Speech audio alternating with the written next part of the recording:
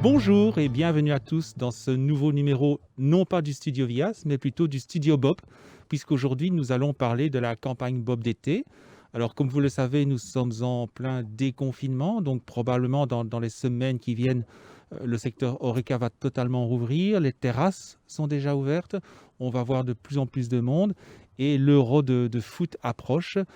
Qui dit occasion de faire la fête, dit malheureusement aussi pour certains tentation de reprendre le volant sous l'influence de l'alcool, d'où l'absolue nécessité de mener encore une fois cette année une campagne Bob d'été.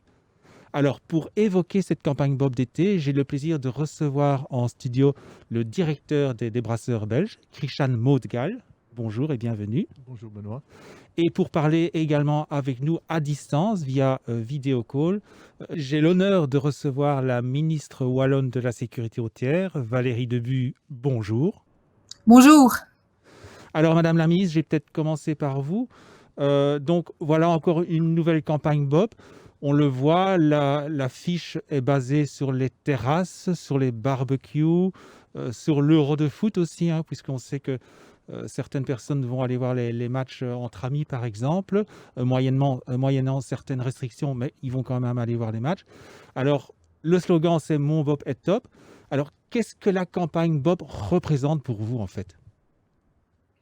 La campagne Bob, c'est une campagne essentielle. Je dirais même que c'est plus qu'une campagne, c'est un concept qui nous accompagne depuis un certain nombre d'années. Donc Bob est vraiment bien ancré dans nos mentalités, dans notre culture populaire. Et donc, grâce à cette campagne, on peut sauver des vies. Et c'est très important de rappeler ce message justement dans une période un peu particulière, avec un déconfinement qui se profile, des fêtes qui s'annoncent, un été qui arrive également. Et donc le message que la campagne véhicule, c'est un message qui est très clair, c'est boire ou conduire, il faut choisir. Si on boit, on ne conduit pas, et si on conduit, on ne boit pas.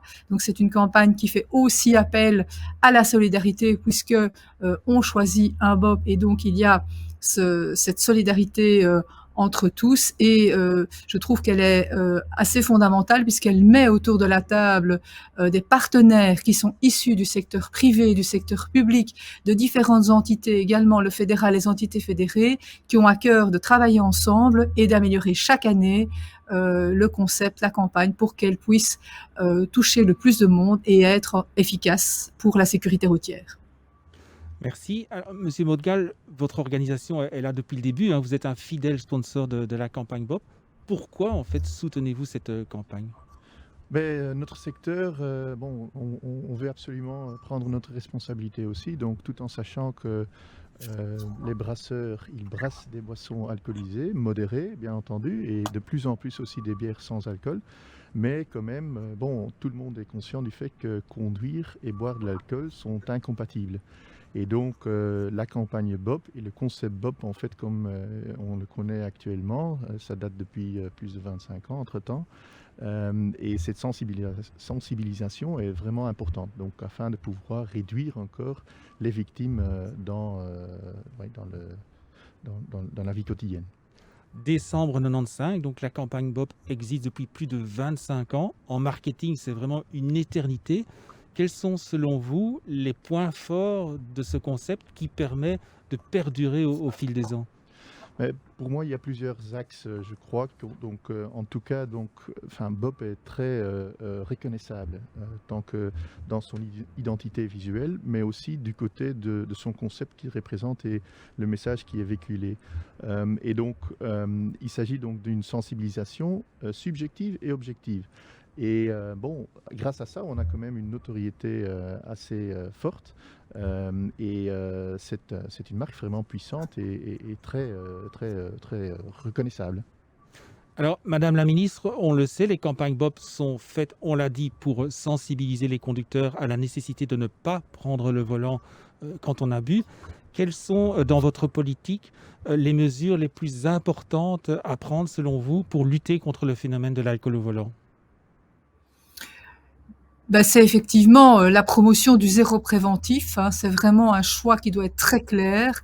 Où on boit et ne conduit pas, où on conduit et on ne boit pas. Donc on va vraiment poursuivre toute une série d'actions pour provoquer un changement dans les mentalités. Cela implique, par exemple, très clairement, de renforcer les collaborations entre la WSR, donc l'Agence wallonne de la sécurité routière, et la police notamment, par des sensibilisations et des contrôles renforcés. Et donc, des projets concrets pour l'année 2021 et l'année 2022, c'est par exemple les campagnes de sensibilisation qui vont faire la promotion de boissons 0% alcool, donc qui sont en fait des alternatives à l'alcool.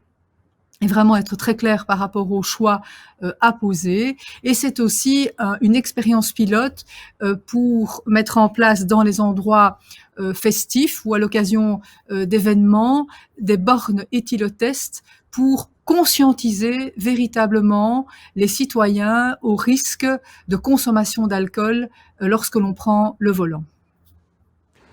On le voit, il y a quand même certaines différences entre les provinces dans la proportion de conducteurs impliqués dans un accident qui sont sous l'influence de l'alcool, même parfois entre certains arrondissements. À quoi est-ce dû cette différence selon vous? Tout d'abord, il y a une question de variabilité statistique. Donc, tout dépend du moment où l'on mesure les contrôles et selon évidemment l'échantillon testé. Donc, il peut y avoir des différences. Alors, je ne parlerai pas véritablement d'explications, mais plutôt d'hypothèses. Donc, tout dépend effectivement de la densité d'établissements ou d'événements festifs dans les territoires concernés. Tout dépend aussi de la répression par rapport à l'alcool. Et donc, effectivement, si on est dans des zones où il est connu que l'on est plus sévère avec la consommation d'alcool, il y a un impact évidemment sur le comportement. Et puis, on peut aussi peut-être joindre à ça l'hypothèse de la densité d'infrastructures d'alternatives, c'est-à-dire qu'en milieu urbain, par exemple, où vous avez d'autres modes de transport, là, effectivement, les comportements peuvent être différents. Donc, il est effectivement parfois toujours très difficile de comparer les situations d'une province à l'autre en raison de cette variabilité statistique et aussi des hypothèses que l'on peut poser. Mais donc, la politique doit être évidemment la même pour contrer ce phénomène sur l'ensemble du territoire. Ok, Madame la Ministre, un grand merci d'avoir libéré un peu de votre temps pour cette interview sur la campagne Bob et au plaisir de vous revoir alors. Et bon succès. Merci, à bientôt. À bientôt. Monsieur Mottgal, peut-être un mot pour terminer. Vous en avez touché justement un mot. Les bières sans alcool ont un succès fulgurant. Il y a 10 ans, on en voyait à peine dans les rayons des magasins. Aujourd'hui, il y en a de toutes les sortes, de toutes les marques. Comment vous expliquez ce succès finalement? Mais c'est grâce aux investissements et aussi la créativité des brasseurs parce qu'ils ont vraiment travaillé dans leur production et façon de production. Donc de pouvoir offrir aux consommateurs un goût qui est presque tout à fait comparable avec la version originale, donc alcoolisée. Et donc ça, c'est un succès énorme. Ok, merci aussi pour votre temps et merci aussi pour vos réponses qui étaient très claires. La campagne Bob, ce n'est pas qu'une affiche, il y a également un spot TV qui est assez marquant. Le but, c'est vraiment cette année d'enfoncer le clou au niveau de sensibilisation et vraiment de marquer le coup, vu les conditions un peu particulières. Et donc, je vous propose de le regarder.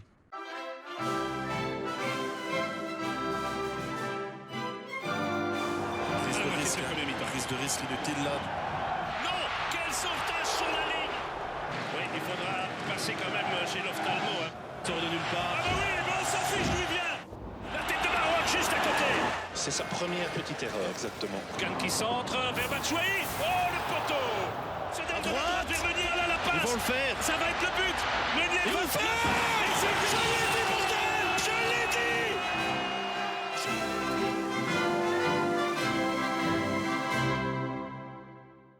Entre-temps, le ministre fédéral de la Mobilité, Georges Gilquinet, nous a rejoint. Monsieur le ministre, bonjour et Bonjour. bienvenue. Peut-être pour commencer, que pensez-vous de ce spot un peu particulier, c'est vrai? Très réussi. Il est frappant, hein, et il y a des choses qu'il faut retenir, hein. Même quand c'est la première fois qu'on commet une erreur, elle peut être fatale. Et on l'a tous dit à des amis, bordel, comme dirait Philippe Albert, boire ou conduire, il faut choisir. Et on le sait, pourtant, on l'oublie trop souvent, et Bob est là pour nous le rappeler. Justement, la campagne Bob, qu'est-ce qu'elle représente pour vous? Bah, c'est une vraie réussite de marketing. Le nom Bob, il devrait être dans le dictionnaire. Le nombre de fois, moi je fréquente beaucoup les buvettes sportives, plutôt de basket. Le nombre de fois où j'ai entendu, tiens, qui est Bob aujourd'hui, qui va s'assurer de ramener la famille ou les amis en toute sécurité. Bob, c'est une action d'utilité publique. Dans la buvette de basket que je fréquente, il y a une photo d'un jeune qui malheureusement, comme plein d'autres jeunes, s'est tué un jour au retour d'un entraînement ou d'un match. Ça, c'est l'image un peu négative qui doit nous rappeler qu'on doit faire attention. Et Bob, c'est l'ange gardien. C'est ou Bobette, c'est la personne qui va nous ramener en toute sécurité. Elle est indispensable. Bob, c'est donc le fil rouge de la lutte contre l'alcool au volant. Quelles sont, selon vous, les priorités dans votre politique dans la lutte contre l'alcool au volant? Il faut déjà la conscience, l'éducation, rappeler encore et toujours que quand on a bu et qu'on conduit, on est moins en sécurité pour soi et pour les autres, que le risque d'accident est beaucoup plus élevé. Et chaque année, on le voit, des accidents sont causés à cause de l'alcool. Ça, c'est le volet positif, c'est le volet de VIAS. Et puis VIAS ne fait pas la sécurité routière tout seul. Et il y a tout le volet du contrôle. L'accord de gouvernement prévoit qu'on vise un contrôle de chaque Belge tous les 3 ans, ou au minimum, hein, d'augmenter le nombre de contrôles sur la route, pour rappeler aussi avec nos services de police que il y a aussi un risque d'amende. C'est carotte et bâton. Et puis on doit réfléchir à l'évolution de nos normes. Vous savez que la question du zéro tolérance par rapport à l'alcool au volant est en débat au Parlement.